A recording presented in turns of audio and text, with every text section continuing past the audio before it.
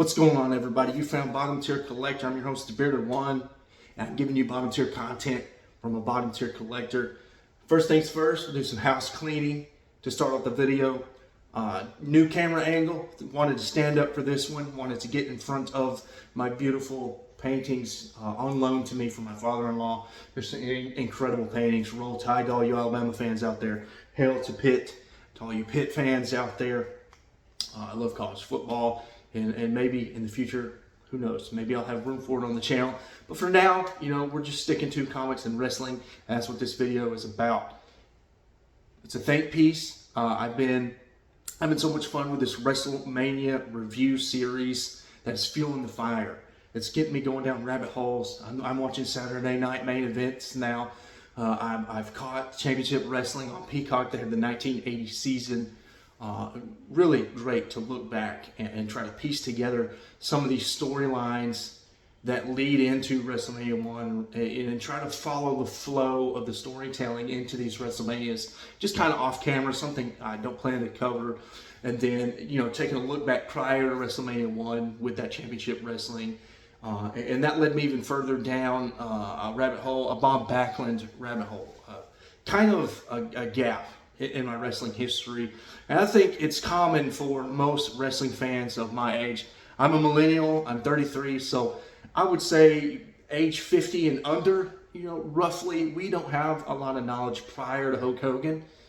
And that makes sense. It was so long ago, and prior to Hulk Hogan, wrestling didn't really have a centralized federation, a centralized league. There was the NWA, but for the most part, it was just broken up into all these territories, and you either paid for a ticket to go see the show, and that's the storyline you got at the show, or maybe on television. If your antenna picked up the wrestling show that week from your specific territory, you saw that. But that was it. So pretty common for younger fans, younger than roughly 50, to not have a lot of knowledge prior to Hulk Hogan and the Rockin' Wrestling era, when Vince moved his federation to a national program, a more making wrestling more centralized under one brand. And Bob Backlund is one of my holes. I know nothing about Bob Backlund prior to yesterday, and I learned that in 1984, his All-American clean-cut style was waning with the fans, and Vince McMahon wanted to change. He had purchased the company from his father, Vince Sr. I don't remember the dates and times. I have heard the dates and times in these videos. I was watching to get this information, but I don't have everything memorized. So please, all you wrestle historians, as you watch this video, please fill in the blanks. Put in interesting factoids in the comments so we can all grow and learn, from videos like this. And Vince Jr. seeing wrestling needing to go in a different direction. I think by this time he's having this dream of wanting to turn the WWF. I don't know when it went from Worldwide Wrestling Federation to the World Wrestling Federation, but sometime in the early 80s, Vince Jr. purchased a company from his father, Vince Sr., and started the road towards national prominence. And Bob Backlund was kind of in the way of that. He was his dad's face, everything his dad wanted in a champion, the All-American guy. I watched an interview. Bob Backlund said when he went to a town to wrestle, he would also go to the local high schools and attend the amateur wrestling meets and teach up the kids. And he was everything you would want in a baby face. The ultimate worker, in my opinion. And he even said in an interview I watched, he wanted to outwork everybody, and he shot on everybody. And that's a wrestling term for those of you watching this video not very familiar with wrestling terms, although I imagine most of you are. Shooting is the real McCoy, the real thing. The storyline, the match finish may still be predetermined, but the moves are what they call shoot. They're shooting on you. The real stuff, and Bob Backlund would shoot on everybody. And so he, taking it back to 1984, my original point, Bob Backlund, being this kind of guy, the shooter, the hard worker, being the example for the kids, was bitter that Vince Jr. was putting all of his money into Hulk Hogan. This beastly blonde guy that was in Rocky III, Thunderlips, the ultimate male versus the ultimate meatball. Like this guy, the entertainer, the Roy head, the guy from AWA, not the in-house guy from WWF. And so Vince Jr., having to, I guess to ease Bob Backlund and just give him the respect, he rightfully deserved back then, 6-year champion, kind of held the company together. When wrestling wasn't really in a golden age in the 70s, there was Bob Backlund there to keep the program running and hold the company on his shoulders. I guess to compromise and just to pay respect to Bob Backlund instead of totally disrespecting him, he entered in Iron Sheik, who camel clutches Bob Backlund, and I will come back to this match later on in the video. But he camel clutches Bob Backlund, drops the title, and that way Bob Backlund loses to someone he respects as a wrestler. And then Sheik is obviously the transitional heel champion, which happens a lot in wrestling throughout the course of history. Even happens today. I notice Randy Orton in today's time tends to be used as a transitional heel wrestler. He'll have a title run for 3 to 6 months, and then we got a new babyface champion, and off we go with the next era of wrestling. But Hulk Hogan takes over, and then enter in a new era for wrestling, all this entertainment and stuff. And this era, 1984, Bob Backlund losing, being so bitter about Hulk Hogan, really brainstormed this video. And I hope you enjoyed that preamble to the real video, which is the think piece. Should shoot wrestling the real deal? Should it matter, or should entertainment matter more in wrestling? And if you're new to the Think Piece series, I haven't posted a Think Piece video in a while, I want you to debate. Get in the comments and debate. Do you want to see more people like Ricky Steamboat, Bob Backlund, kind of Ric Flair? Ric Flair can wrestle, but he more on the entertainment side. Kind of Macho Man can wrestle. Iron Sheik is a pretty solid wrestler when he was allowed to wrestle. Bret Hart, the excellence of execution. I just watched Razor Ramon's documentary, and he says that he told Shawn Michaels he's one of the greatest technical wrestlers of all time.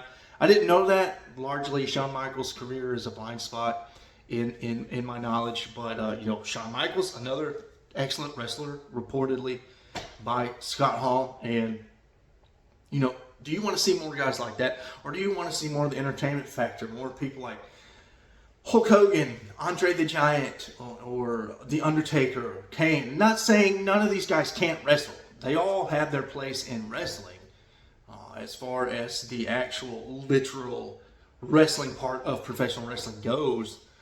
But it's more about the gimmick with these type of guys. So what matters more to you? Is it more about the entertainment, the gimmick? Do you want to laugh and cry and cheer on and get goosebumps, or do you really want to watch a slow, methodical match with roll-ups and crazy holds? And what matters more to you? So put that in the comments. And I don't know if I said this already, so I've already said so much already. But think pieces are designed to not have a clear right or wrong answer. It's designed to spark critical thinking inside my mind and your mind, and spark debate to generate a conversation between me and you guys. So, and then the rest of the community, whoever comments as well, if you guys want to share in the debate amongst yourselves, please feel free to do so. So I think, the pro wrestling argument could be that it does matter. You don't want wrestling to get to a place where there's no wrestling at all, and it just ends up being like the CZW or the ECW, where we're doing these gimmick death matches. If you've watched my 10 favorite wrestlers of all time video, you know how I feel about hardcore. I don't want to say any more than that. But you don't want to get to a point where that's all it is, and then it's not really wrestling at all. It's just watching two dudes beat the piss out of each other, and you don't want that. That's not pro wrestling. That doesn't honor the legacy and tradition of wrestling. And speaking of the legacy and tradition and history of wrestling, it goes all the way back to ancient Greece and the ancient Romans, and coining that term, the Greco-Roman wrestling.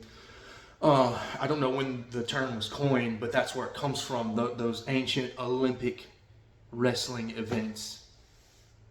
And then, in 1896, the term amateur wrestling kind of being coined, and amateur wrestling being an official, legitimate sport. I guess by the time in 1896, I'm not the greatest wrestling historian. I've just kind of flash read this stuff prior to this video just to do some homework and provide some more depth to this video. But that's what I read, was 1896 kind of brought along what we consider modern wrestling that we know today, that turned into what it is today.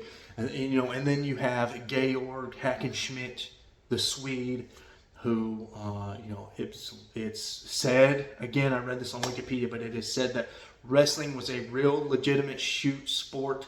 No, I don't know. I wasn't there. I wasn't alive in the 1900s. So who knows if wrestling was ever predetermined or not until the 20s. But it is said via Wikipedia that wrestling was a real legitimate damn sport. No predestination for these wrestlers. Whatever happened. And you have Georg Hackenschmidt, who's largely recognized as professional wrestling's first ever heavyweight champion. And then, you kind of fast forward to 1948, and we have Orville Brown, the first NWA World's Heavyweight Champion.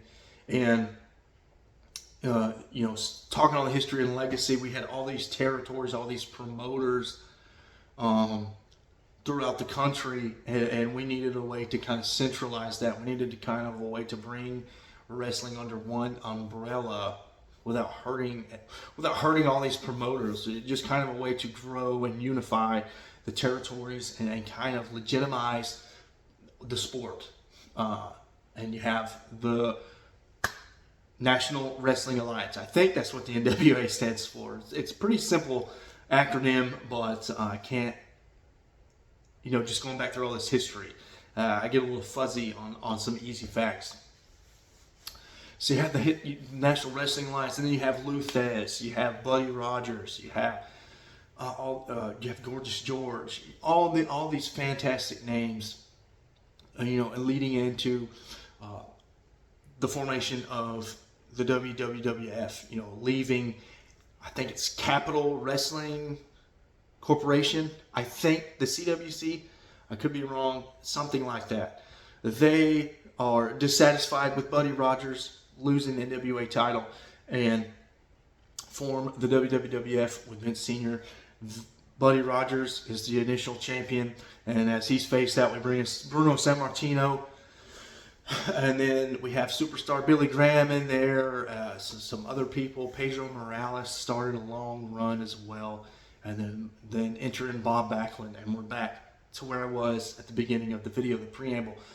Bob Backlund being the champion, carrying the WWF, and then we get to 84 with Hogan taking the title. So I think shooters don't want to disgrace everything I just said, that history, that very proud legacy, the Lou Thesz Press. If you are a fan of a considerable age, I think most people start understanding and remembering and loving wrestling between the ages of 8 and 13, I would say, seems to be the magic age that grabs you with wrestling.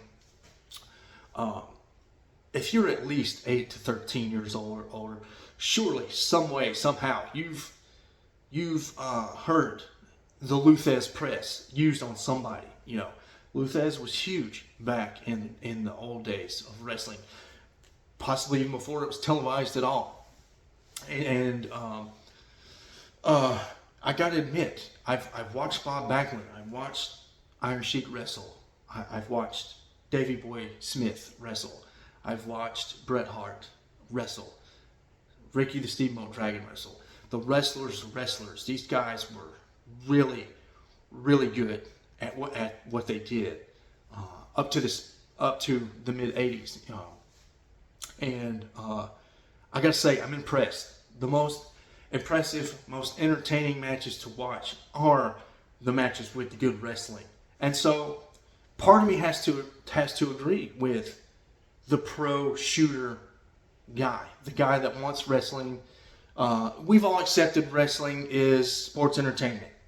I'm not saying anybody today still believes it's real, but maybe the pro shooter guy maybe wishes wrestling was still a real sport, like it was supposedly, reportedly, in the early 20s, the 1900s, the 10s, and roughly the 20s of our country.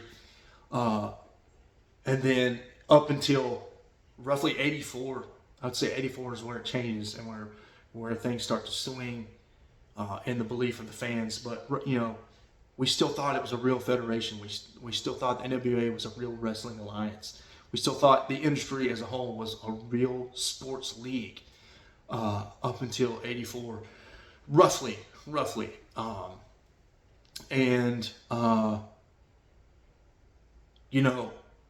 You have all these incredible Hall of Fame names come through and all these magnificent title runs. And it's just hard for, the real shooter guy to let go of that. And I understand.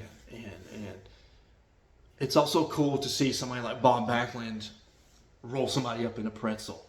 It's also cool to see Bret Hart shoot the sharpshooter on somebody. I've seen the Iron Sheik put a camel clutch. It's his signature move, I believe. I've seen him put the camel clutch on 3 people now. And it makes me cringe, but it's also cool at the same time. Like, wow, this is a real wrestling move. Like, wrestling has something to offer. I think so many people get wowed by the entertainment factor, all the gimmicks, all the promos, by all the entertainment. But then when they see, I think when the fans that are going to stay and really care about wrestling stay, and then they begin to notice who the real wrestlers are, I think they become impressed, and they go even further with wrestling than they would if it was just an entertainment side. But with the entertainment side, and I think, I don't want to get into a political debate. I don't want to get into socialism versus capitalism. I don't want to get into the philosophy behind money being the root of all evil. That's another video for another channel, not this one. That is one debate I would rather not have in my comments section, if you guys can help it. But let's face facts. All sports leagues are for profit.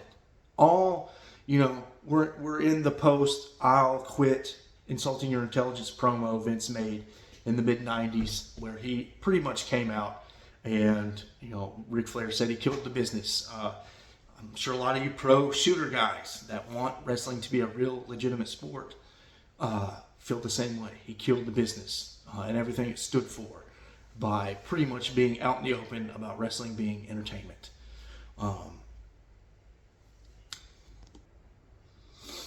But let's face facts. All sports are entertainment. That's what it's there for. It's to escape our realities. It's to watch a good competition. Football, as real as football is, it's, in the end, it's sports entertainment. And and let's not just look at the history of professional wrestling and how it evolved from being a real Greco-Roman amateur wrestling into professional wrestling, into the WWF and the NWA, into the Rock and Wrestling Hulk Hogan Attitude Era, and so on and so forth. Let's look at real sports. You know, you shooters say that entertainment doesn't matter, right? Well, I got a great example behind me. College football. I think Harvard and Rutgers were the first football team. 1800s, don't remember, it could have been 1870s, 1880s, 1890s. I know the University of Alabama is Civil War era. I know the University of Alabama was built somewhere around the Civil War. I think it has. I think it was like a hospital during the Civil War. But yeah, college football. Anyways, rabbit trail. College football somewhere 1870s, 1880s, 1890s. I don't know. Harvard and Rutgers, I believe, held the first collegiate football game. And the intent of college football in these days, when you didn't have a BCS, I don't even know if they had a Harris poll back then in the 1800s and 1900s, prior to World War I, anyways. I feel like the intent of college football back then was just a way to help kids find a way into the universities and get more kids into the universities and get their degrees. I think that the spirit of college football was just to be a fun thing, and the awards were just a way to celebrate a team's a good season. You know, it wasn't really about the title push back then.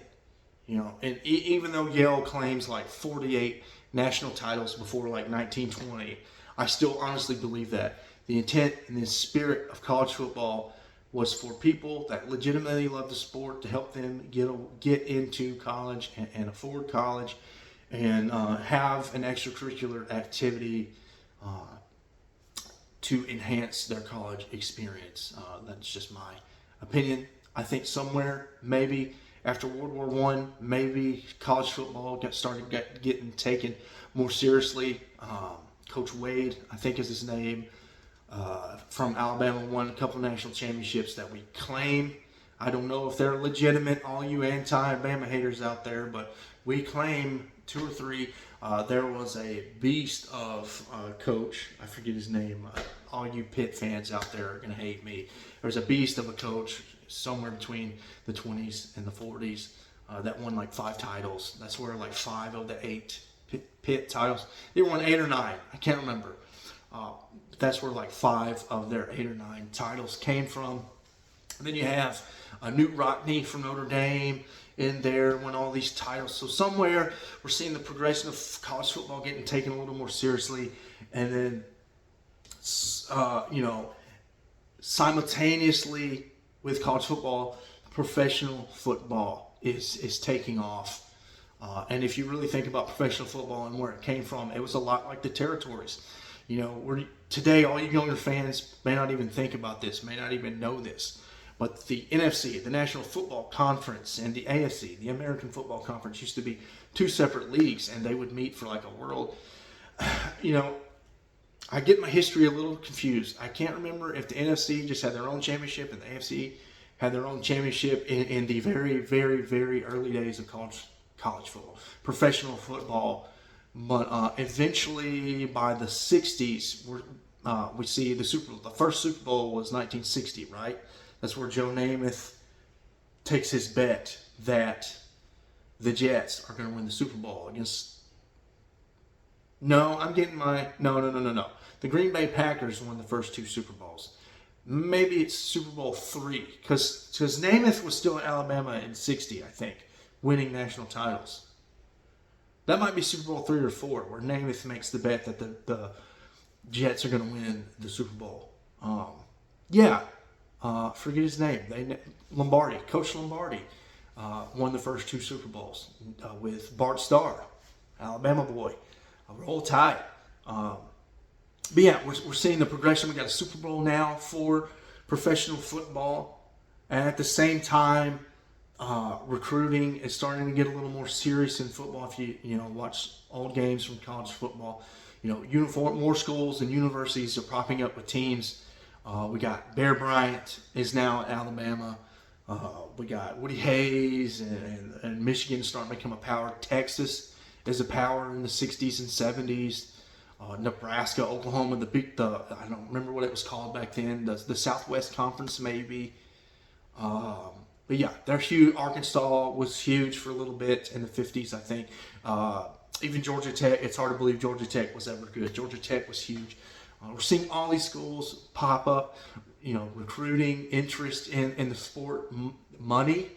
This is why I brought up, I don't want to make a debate about money being the root of all evil. And I promise, guys, I'm gonna roll this all together into a big ball. And I hope it'll be fun to see me tie this all in together and make my arguments for the entertainment side, should entertainment matter. But, and then the AFC, which the Houston Oilers turned into my Tennessee Titans. Go Oilers, love you blue. They dominated the AFC, and eventually the NFC and AFC merged, conforming into the National Football League, I believe. And then you had the USFL somewhere in there in the 80s. But then they eventually combined. I think the USFL was largely the AFC, maybe. Can't remember. But yeah, combining the NFC and AFC brought in a lot, and then the USFL brought in a lot of teams as well. So you're seeing how money is involved. It's the sport's gaining momentum over time. Coaches are becoming more dominant, and more teams are chasing them. And then you come to, is it 1990, 1991, 1992? I can't remember, the early 90s. The SEC comes out with the first ever conference championship, a money-making gimmick to bring more prestige to the sport of football. The first conference with a conference championship. Now, I don't know if at any other school, in any other tier, Division II, Division III, or whatever, had this kind of thing, but it was unprecedented, the SEC championship. And what followed the SEC championship in that successful experiment? More conferences wanted conference championships. And somewhere along the way, by the 50s, 60s, and 70s, kind of backtracking a little bit, we're getting bowl games. And bowl games are becoming huge. And we're also noticing by the 80s and 90s, we got this problem with crowning champions that lost. 1978 Crimson Tide won the national championship prior to losing to Notre Dame. It's either 1973 or 1978, I can't remember. Lost to Notre Dame in the bowl game, but still were crowned national champions. We got these problems with national championship voting. And so we come up with the BCS as a way to correct this voting and legitimize it and make it fair, right? And also at this time, sports media is developing. ESPN is also bringing in money. It's putting eyes on college football. And by the 80s and 90s, it's becoming about the title push. What's his name from Miami? The U. Everybody wanted to chase the U, and we got Bobby Bowden building up Florida State. They went to four straight national championships. We got Steve Spurrier had an incredible little stint there with the Florida Gators. Auburn had a stint there. Penn State had a season where they were like one of the greatest offensive of all time. BYU in the 80s with Ty Detmer. You just got all these eyes and all this entertainment now in college football. It's huge. It's making all this money. And then enter in the era of the SEC in 2007, where I believe it's Florida beating Oklahoma. I believe that was the start of the SEC title dominance. And that's bringing in more money. There's talk by year 2, 3, or 4 of the SEC winning the national championship. Maybe we need to go to a playoff. More people. It's less about the sport. What can we do to make the sport more real? It's kind of a bad point to make. But hopefully you guys can get what I'm saying. It's more about the entertainment. What do more people want to see? What's going to make more money? What's going to be more interesting? It's about making football more entertaining. Recruiting is getting huge at this point. We got websites and journalists that cover this thing. And in pro sports, the combine is starting to grow in the early 2000s and the 10s. You know, the NFL draft is getting huge. Everybody wanting to see, you know, back in the even in the 90s, just in the 90s, the draft was largely over the phone. And now, I remember in my lifetime, just 10 years ago, not even 10 years ago, 5 years ago, day 7 of the draft was only on the internet. And now I think if you go to like ESPN3 on day 7 of the NFL draft in 2023, you can see the entire draft televised. And so it's just all this interest in all the extracurricular, anything they can do to make football more entertaining and keep it on TV, keep it in your face, keep people talking about it, the analysts talking about it. The NFL offseason, we're in the NFL offseason right now, fixing to come up.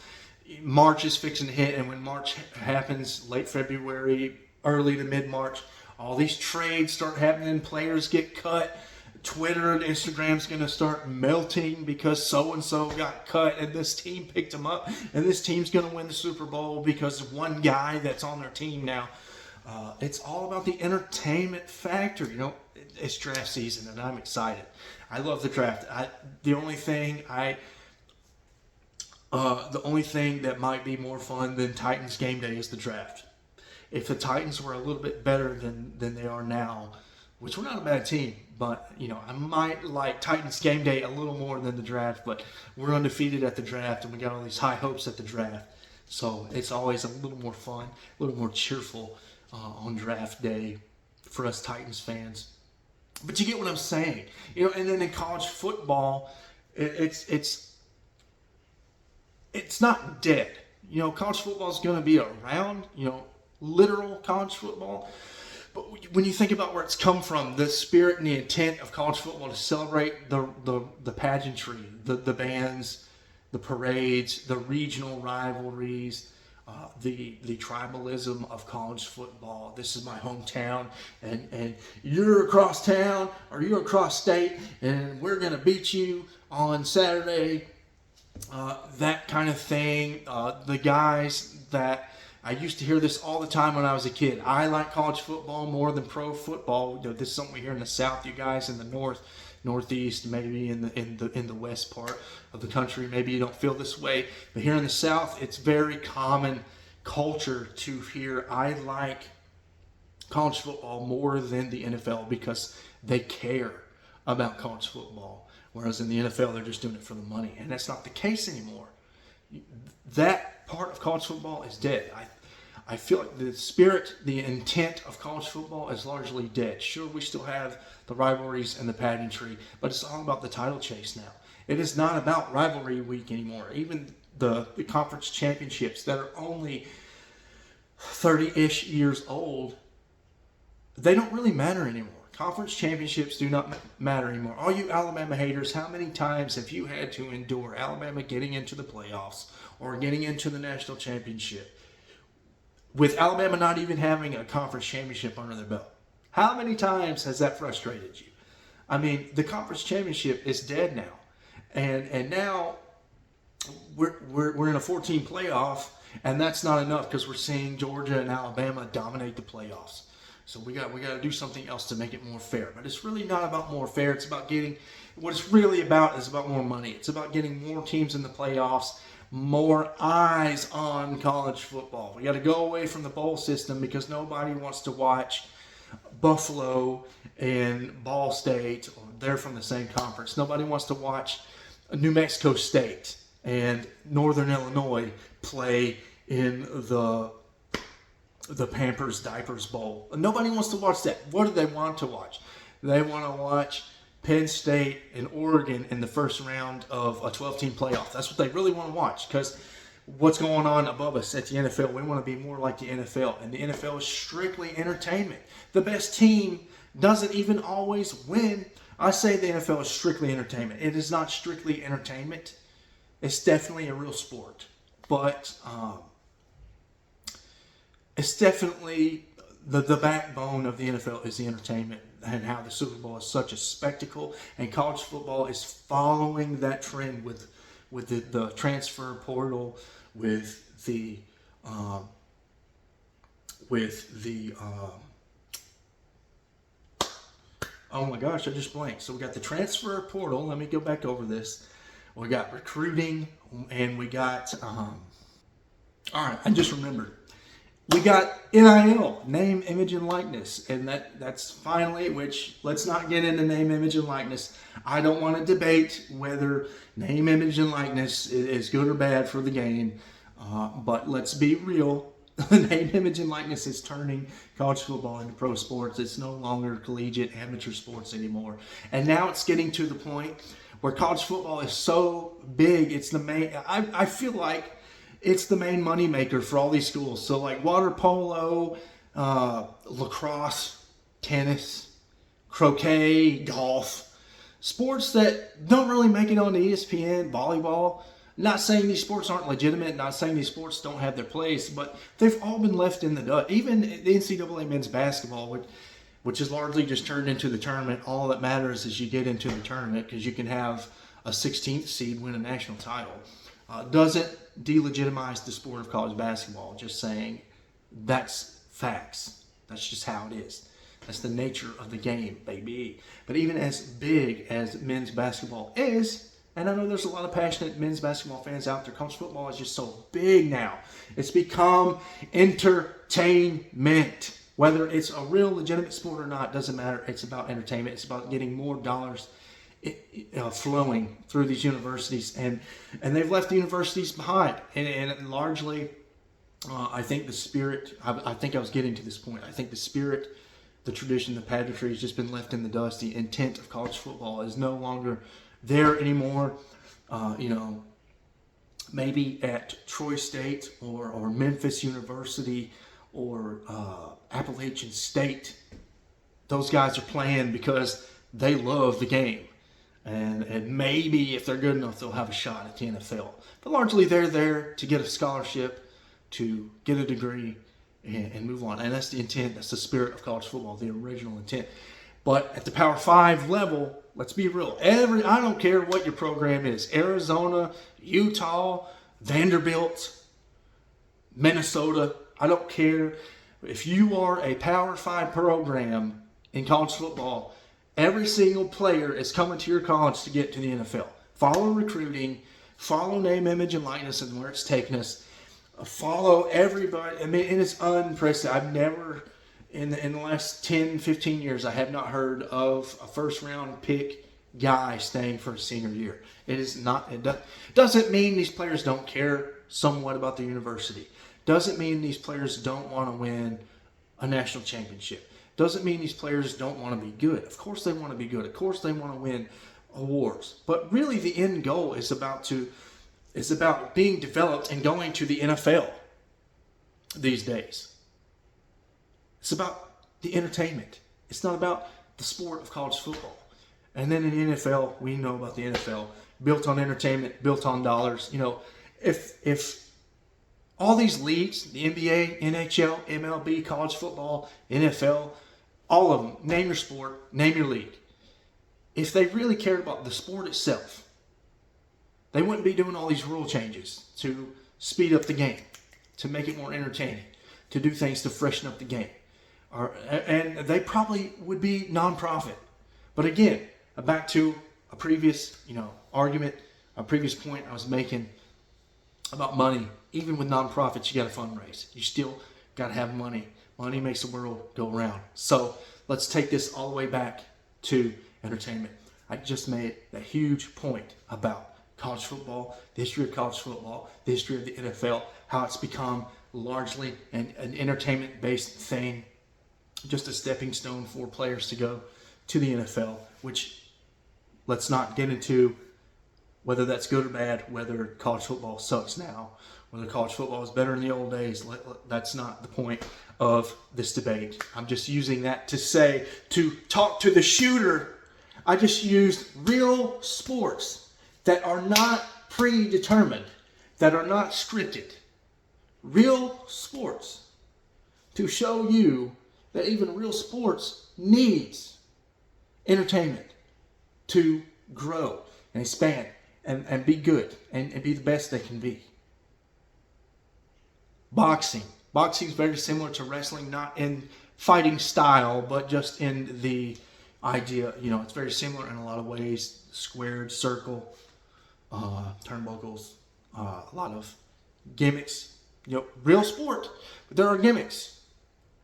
I consider boxing to have the most prestigious history in all sports, the most prestigious championship history in all sports. And I know you wrestling fans are gonna get mad, but that's just what I think. The reason I believe that is the fact that boxing is a real sport, and I think it's real impressive for a real sport to have the title legacy it has had over the years. And I think one thing that real legitimate sports needs is a low barrier to entry. And how do you do that? Well, with boxing, I think you need entertainment. You need to draw in the casual fans. And I don't think boxing would ever be what it became today. Even though it's kind of past its heyday, boxing's kind of a rich man's sport these days. People that can afford to pay the pay-per-views and buy the tickets are really the only people that keep up with boxing anymore, it seems. But Muhammad Ali made boxing what it is today. Take the Sonny Liston-Muhammad Ali fight. It's considered one of the greatest upsets in all sports history. Liston was killing people in the ring. Here comes this green Cassius Clay from Louisville, Kentucky, who's nowhere near as big as Sonny Liston, and puts on a pretty good show and knocks him down, knocks him clean out. That famous picture of Muhammad Ali standing over that guy, that is the Sonny Liston win. Cassius Clay, who would become Muhammad Ali's first title win. Would you care, would the world and the media care as much about that title win had Muhammad Ali not gone on camera and talked trash? Had he not done all the fly like a butterfly, float like a butterfly, sting like a bee? I don't remember if he did that for Sonny Liston, but he did all that talking. I think he even said he was going to get rid of Liston in a certain round. He called the round he's going to knock Liston out, and did it. Knocked him out in that exact round. Would you care? Would boxing be what it was without Muhammad Ali having that moment? And then, his float like a butterfly, sting like a bee stuff, and all the showboating he did in the ring. And then when he got a little old and his conditioning wasn't as top tier as it used to be, he started doing the rope-a-dope stuff. That was very entertaining to watch.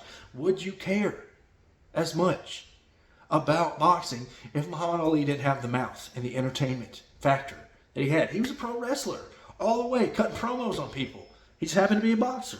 That's how I view Muhammad Ali. I think boxing is better for Muhammad Ali and his entertainment factor. So let's bring that to wrestling. The barrier to entry. How would you do that? Sure, it's great to have Excalibur on AEW call out all these wrestling moves, which is what the pro shooters, I'm sure, enjoy. You want Excalibur on AEW calling all the snap bears and the V-triggers and I hear this all the time because they overdo this move in AEW. Probably the one knock I have on AEW. I love my AEW. They do the tope suicida way too much. Way too much. I hear Excalibur call that move out like 30 times a match. Tope suicida. But it's cool to have Excalibur showcase that knowledge of the moves, so you can learn the wrestling moves and increase your knowledge of the actual wrestling. It's cool. Back in the day, I'm noticing Jesse the Body Ventura was really good at calling out the wrestling moves. I learned a lot from Jesse the Body in this WrestleMania series and these moves. Some of these moves I have no idea what they're called. And Jesse the Body's helped me understand the names of some of these moves. And so that's really cool. It's really enjoyable. But is that doesn't lower the barrier of entry. So how do you lower the barrier of entry? Yes, you have your Excalibur and your Jesse Ventura, but you need your JR, your Jim Ross. You need your Gorilla Monsoon. You need the color guys alongside the play-by-play guys to make it more entertaining to watch, to increase the entertainment value of the match, to grab your attention. And if you want to study the history of wrestling, comparing it to what I said with Muhammad Ali and what he did for boxing, Hulk Hogan, I can be a bit of a Hogan hater, full disclosure. Hogan's not my favorite guy. Let's be real. Hogan was a bit of a prima donna, and I think he got in I think he got in the way of a lot of guys' title runs. Just my honest opinion, but it's hard to deny the entertainment factor of Hogan. It's hard to deny the money Hogan drew. It's hard to deny all the fans that love Hogan. And if Bob Backlund had stayed champion for much longer than 84, who knows where WWF or WWF would have been in 85 when WrestleMania 1 had happened. If Vince hadn't gone away from the real wrestler, the scrawny guy, I view Bob Backlund, as a necessary evil. Great wrestler, maybe one of the greatest wrestlers of all time. I've seen him roll some people up. Incredible. 1971 amateur national, collegiate national champion. 6-year title run in the WWF. Carried them through a hardship in the company. But it was Hogan and his entertainment factor and his look and his blonde hair and the Hulkamaniacs that he would refer to all the time, the fans. It would be Hogan that would put WWF on top on national prominence, that would finally get a leg up on Jim Crockett Promotions and Starrcade.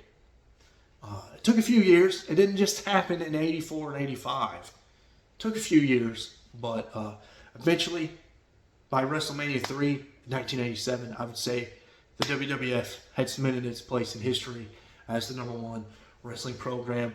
It wouldn't be dethroned for another 10 years when it came to WCW Nitro and WWF, the Attitude Era, feuding.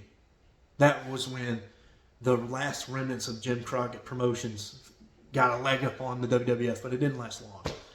But it was very entertaining. We all remember those days. And would we care about any of what I just mentioned?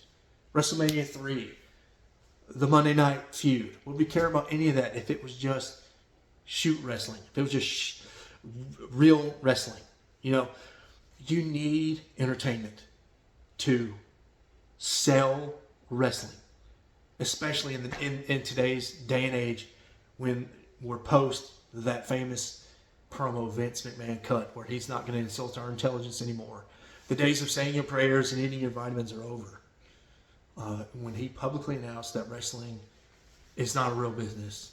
Didn't say it point blank, but it pretty much signified the end of wrestling being sold as a real product. You need entertainment to keep wrestling around.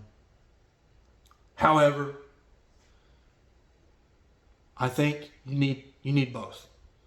You need shoot wrestling. You need guys like Bret Hart, like Bob Backlund, like Ricky Steamboat, to an extent Dusty Rhodes and Ric Flair, to an extent Davey Boy Smith. You need guys that can actually wrestle to wow people, to add match variety. You need people to, I think in today's day and age, and I fit into this category, I'm kind of talking about myself. One thing I look for in today's wrestling, now that I know it's fake, I want to believe it's real. If you can make me believe you're actually hitting a guy, I'm super impressed and super into it. And I think I'll end on this argument. I think a lot of shoot guys, a lot of pro shoot guys, tend to laugh at wrestling nowadays because it's not real, because it's predetermined. And I just want to say, if you like action movies, if you like superhero movies, if you read comic books, if you play video games, you're entitled to your opinions, and I respect it, and you're not wrong. I'm not saying you're wrong about not liking wrestling because it's a fake sport. However, you are a hypocrite if you enjoy things that are not real. and you're making fun of people that enjoy wrestling because it is openly not real. I'm at 50 minutes. I think I said everything I wanted to say. I hope somebody watches this. I hope somebody thinks critically.